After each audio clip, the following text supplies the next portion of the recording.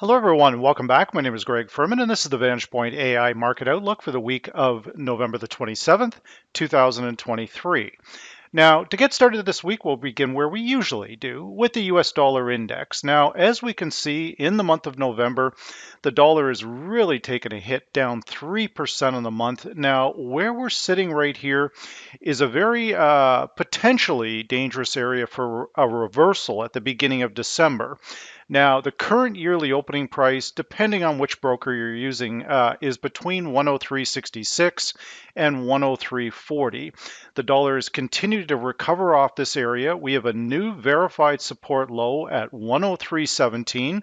That will act as our support for next week. In most cases, the dollar does see some strength around the beginning in that first week of the month, but in December, it's usually a very, very small rally, as predominantly the month of December does not favor the US dollar.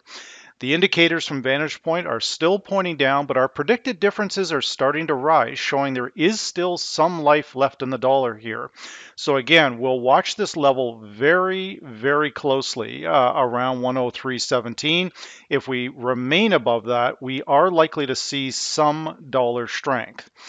Now, when we look at the broader equity markets, we can use two things, the SPYs or the S&P 500, basically the same thing, but we want to make sure we're looking at accurate numbers, not a rolling performance model, because again, I'll continue to promote the monthly opening, the weekly, the quarterly, the yearly, because that's the best way to see where we're at. So for this past week, the SPYs are only up a smaller amount, 0.93%, but it's having a very, very good month at 8.57%. When we look at the S&P 500, we can see the exact same thing. Now, again, when we look at some of the broader stock markets, there's numerous stocks that I can use as an example here. But if we look at Ford Motor Company, we look at DXG, there's too many to even list. If the broader markets are healthy, then those stocks will be going up also. But what we have to understand is that in most cases, again, right around the end of the month, the beginning of the first week of the new month, equities usually don't do as well on that dollar strength. So for now, we're getting a little bit toppy up here. But once again, when we look at trading overbought, oversold type of signals, we can see that we've been in an overbought condition on the S&P 500 or the SPYs for weeks, and the market ignores it and continues to go higher. My concern is that the MA diff, the predicted diff cross, or the strength of the medium and long-term crossovers, is weakening to some degree. So there could be some corrective action here on the SPYs, the S&P 500, and if that happens, your broader individual stocks will also move lower, because again, the correlation to those main indices is about 95 to 98%. So we'll watch this very closely. But again, the S&P and the SPY still holding strong, but I would be expecting some type of minor corrective move going into that first week of December. So we identify these levels ahead of time. 45.34 is our long predictive, and we can see our T-cross long 44.48. I could absolutely see a corrective move coming over the next week, a week and a half to that particular level. Now, when we look at gold contracts again, gold contracts getting a little bit tangled up in these verified resistance zones. We've got multiple verified resistance zones coming in at 2006, we've got 2008, and we have this minor one sitting here at 2003, but there's significant resistance up here. Now, in the month of November and December, in my respectful opinion only, these are good buying months for gold, very good buying months. The dollar usually doesn't start doing well again until, believe it or not, closer to the mid-February. So usually the gold rally starts mid-November, early December, and continues on into about the first week of February, and then that seasonality of dollar strength kicks in. So again, it's always about getting out in front of these moves, because again, this is an outlook, not a recap of something that's already happened. So when we look at the RMA diff cross, you can see that the pink line crossing the blue line here is warning that gold could struggle here, but that would only be short term. Either way, we would be looking for buying gold on a dip, again, firmly up on the year. Even if we look at the most recent corrective move to the yearly opening price, and this is a very interesting an assessment of this, because as they were selling and telling you they're in a bear market, using the current yearly opening price, not a rolling performance model here, guys. That's a lagging model. We always want to know where we are in the calendar year, where we are in the current month, the current week, and more specifically, the quarterly opening. So these levels are stacked very heavy down here, 1848, 1824. We've seen most recently in just as early as October. In this very outlook, we've seen almost a 10% rise in gold, and it looks like we've still got room to extend. Now, if things start calming down between the Ukraine and Russia and the Middle East conflict, then that could let a bit of steam out of gold. But again, in my respectful opinion only, regardless of all of these outside events, gold usually rallies at this time of year anyway. So we would look for a corrective move or another buying opportunity. We've got our monthly opening at 1983, but we've got our T-cross long and our long predicted 1989, 1975. So that's the area you would target for potential additional longs. Now, Bitcoin again in the month of November has not done overly well, and that's what we expected, because the bulk of this rally came back in mid-October. But Bitcoin is holding up very well, leveraging the Vantage Point predicted moving averages as pivot points, provides potentially a weekly or daily entry point. You can see that Bitcoin has come down, hit our T-cross long, 36,254, and has rallied back up off of this. But we've got these verified resistance highs.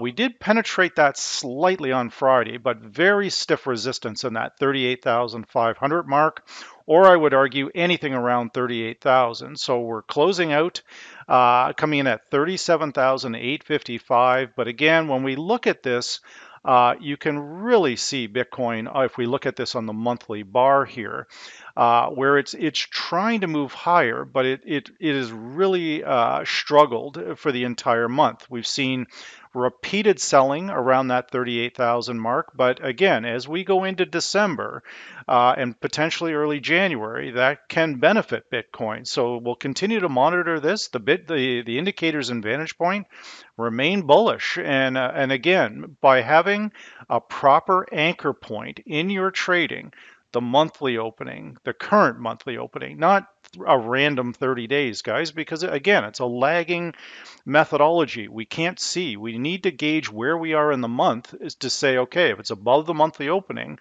then we're buyers. If it's below the monthly opening price, we're sellers. But we also have to look at both sides of a trade, both the support and the resistance, and of course combine those very important intermarket correlations. And right now, it does still favor longs on Bitcoin. It just really hasn't favored it heavily, but in the month of November, because we just can't seem to get through this 38,000 mark. So even if we take and we go back 1 year from in one of the strongest calendar years the US dollar has had in the last 15 years, we can see that Bitcoin ran basically sideways last year and then really started to move up in January. So I think we're still on track for something very, very similar, but we will assess that in the 1st of January once we get our new yearly opening price, because a lot can happen between now and then. Now, when we're looking at oil prices going into next week, again, not a lot of buyers in oil. You can see the resistance, our quarterly opening, 89.99. Our monthly opening price, that's coming in at 81.44. And our yearly at 80.73. You can see that oil put up a good battle here. The bulls and the bears really fighting it out on the current yearly opening price. Again, if you're using a random 365 days, you wouldn't have these anchor points. You wouldn't even see this support, here. But as soon as that support broke, it immediately triggered a massive sell-off in oil. So again, we're holding below all of these levels. I think it will be difficult for oil to retake the current monthly opening price, or potentially even even the yearly opening price at 80.73, because it would have to cross the Vantage Point T-cross long, which comes in at 78.31. So that's where all the action is, guys. If you don't want to get caught up, or you don't feel that shorts are still a good play, then you can put your buy limit orders above the current yearly opening price, above 80.73. And if the market does break higher, then you'll be waiting there. That's how we straddle. Or if you're a seller, you can sell into 80.73. But you've got options here if you can identify the proper support and resistance levels using these types of anchor points. Now, when we look at some of our main Forex pairs going into next week, the euro basically running sideways for the better part of the week. You can see we formed a new verified zone. That's coming in at 109.65. Now, I believe that that level will be taken out in the month of December. The question is, how low will it go before that happens? Now, again, we've got a significant gap to fill here. Our T-cross long is coming in at 108.07, so we're long while above 108.07. That's the easy way to look at this, guys, right? But if we break down below our Vantage Point long predicted at 109, we should see a relatively quick move down to our T-cross long. But below that, we've got our yearly opening price at 107.04 and our quarterly at 105.65. So the euro clearly likely to finish the year bullish. But again, we need to identify these levels every week so we know where we are in the current trend. The current trend on the euro is clearly up, but again, we've got to fill this gap a bit before we start jumping into additional longs, unless we can clear 109.65 and stay above 109.65. So again, we have very specific levels where we're willing to buy and sell from. We don't want random areas, random rolling performance, trying to guess at what the actual performance is. The Euros had a very, very good month of November, and December is likely to be very similar once we get past that first week. Now, the US Swiss franc could see some buying this week. If we see that the dollar cycle where we've got dollar buying at the beginning of the month, then it would push this higher. But make no mistake here, guys, this is in a very strong downtrend and has been for many, many years. When we look at this going back, I can go back 5 years, but you can really see that way back here in 2019, we came up to just above the parity mark, made a significant move lower down. We've corrected, but we've made a lower high over that longer period of time, and we're now making lower lows. So we're not making higher highs, but we are making lower lows. So when we look at it from that perspective, when we come back to the three-month period, then you can see that using the Vantage Point long predicted, or the long-term crossover with just the predicted moving average, this has been an excellent daily selling opportunity. If we can combine that with the Vantage Point predicted high and predicted low, then the trade is even stronger. But we want to make sure we're combining this predicted moving average with the predicted high and predicted low of that day, or we could get caught in a short squeeze, a bull trap. That's how that often happens, because the trader's not looking at all these things. He's just looking at maybe the blue line crossing the black line, or maybe just the neural index. We want to always make sure we're combining quality indicators so we know, or we have a better idea what the market trend really is. So T-cross long, I believe we have a bit of a gap to fill here too. That T-cross long coming in at the 89.09 mark. If we can get up that high, I think we have longs would be reasonable up to that area, and then we can reset our shorts once we get up, if we get back up to that particular level. Now, the British pound, US dollar, one of the star performers. Again, if you can see, again, because we've talked about this each week in these weekly outlooks, using the current yearly opening price as a pivot level to buy and sell from, using the monthly level, the current monthly opening. Because again, if I just took a random 365 days, this support would not have been seen. And you can see the market has used that current yearly opening price as a leverage point to get long on this. That is in turn, and again, the one thing I can say with my outlooks, I I 90% of the time do not show something that's already happened, because that would then not be an outlook. This was a move in progress that was discussed in this weekly outlook in November. So again, you can see 4% on this particular currency pair. So if you're doing a leveraged position of 2, 3 to 1, that's a very significant move in 1 month. 4% is very, very good. So again, when you're in the Forex market, you're either buying or selling US dollars. So once we get past that monthly dollar cycle, but we know the seasonal pattern supports gold. It doesn't support the US dollar. So I believe that the pound dollar has room to extend, but we do always want to make sure we look at downside entry points. So for example, for Monday, the predicted low is 125.74. But our long predicted is 125.19 and our T-cross long is 124.04. So what you want in your trading is getting that predicted low of the day or a predicted high. You want it close to one of these predicted moving averages so that you know that that gap is being filled. So right now, in my respectful opinion only, if I'm closing Friday at 126.09 and the T-cross long is at 124.04, I would like to see a significant portion of this gap to be in price to be filled, which I believe I can get on by the end of next week. So watch for, I'm not going to say that shorting against this trend is a great idea. I'm saying that this gap, this pair will likely move forward to fill this gap, and then we go higher. So we look at the current monthly opening price, 125.53. I don't think we're going to come down that low, but I do think we will come down somewhere between 125.19 and 124.04 would be the sweet spot to pick those longs back up. Now, when we look at the dollar yen going into next week, once again, as I had talked about over the last few weeks, that in most cases the dollar, regardless of everything that's happened, if we look at what happened last year with the Fed with these ridiculous rate hikes over and over and over again, it's still, the dollar could not really make any, it could not make any new highs since last October, and still hasn't for that matter. So when we look at the dollar yen, this is the carry trade. So it's not the best place to short, because the Fed being the highest interest rate and the Bank of Japan being the lowest. So the swap payments are a little heavy on this pair. But we have had good selling this past week, but it's starting to recover. A little bit of dollar strength, but I believe that to be short term because as the Fed starts potentially moving towards rate cuts in 2024, the carry trade would likely come unwound, meaning we could see extreme volatility in all the Japan pairs.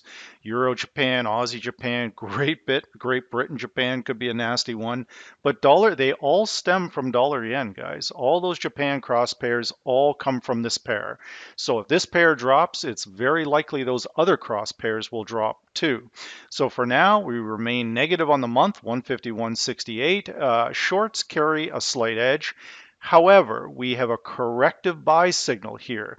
The medium term crossing the long term predicted difference to the upside, warning that this at the current time, this is a corrective move higher.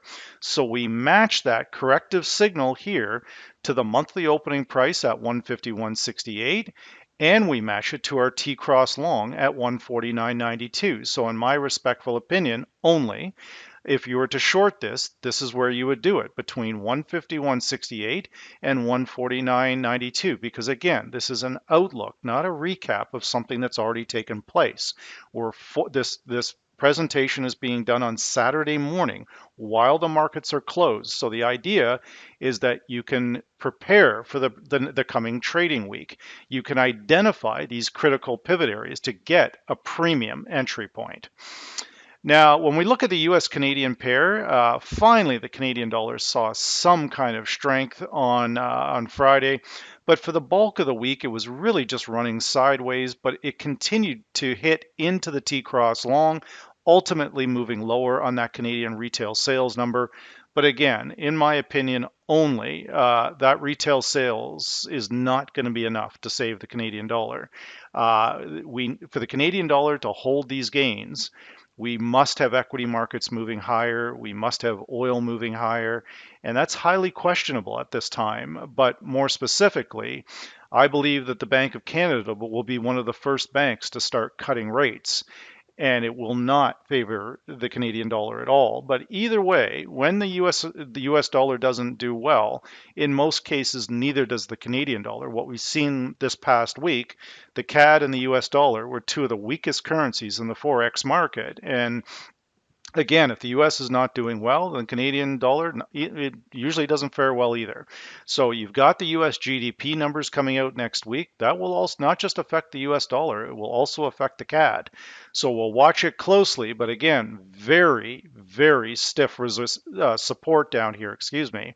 The quarterly opening is 135.60, the yearly is 135.51.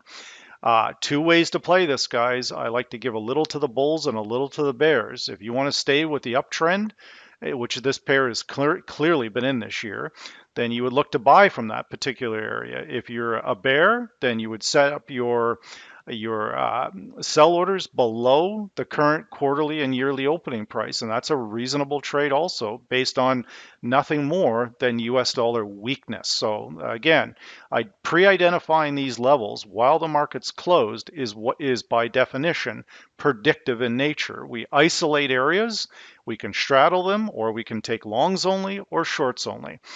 The Aussie dollar and the Kiwi going into next week, we're going to see something very similar. We need to clear this particular verified resistance high at 65.90. If we break that area, then we've got a pretty clear run up to 68.17.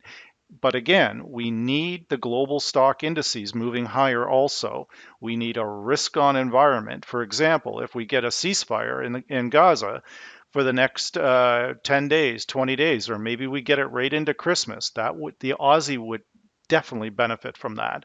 So would the CAD. But the US dollar would not benefit from this. So again, we've got to break through this particular level. And another great example of using that long predictive as a daily entry point. We just want to match it to the predicted high and predicted low. But if there's a big gap there, then I would be cautious. So in the basis of advanced intermarket technical analysis, if we connect the dots, that verified resistance high to the MA diff cross, if the Aussie moves lower, that would indirectly warn us that the stocks are going to pull back before they go higher. So that's the way I would look at this. That is a very ominous signal. Now, if I click on the F7, then yes, we have a medium-term crossover that took place here. But that MA diff, the pink line, is saying that the medium-term crossover, or the strength of the medium-term crossover, is actually not getting stronger. It's getting weaker. And it's crossed over the long-term predicted difference, which is, again, the worst thing I could say about this indicator is that it's always early to the party, guys. So adhere that warning that the stock market is not a given to go higher here. This pair is not a given either, but if the stock market, the S&P goes higher, that will help push the dollar down and bring the Aussie, the New Zealand, and the CAD, and indirectly the pound, the euro, and the other pairs up. So again, we'll watch this very closely, but it's a very ominous warning sign. When we look at the New Zealand, we see something very similar, a very similar setup, a verified resistance high. That one's coming in at 60.86, and again, we've got to break through that level if it has any chance of moving higher. But the medium-term predicted difference is, again, it's saying that there's some underlying weakness here. So we will have a busy week. We are moving into year end, but there still will be some very, very good trading opportunity. So with that said, this is the Vantage Point AI Market Outlook for the week of November the 27th, 2020.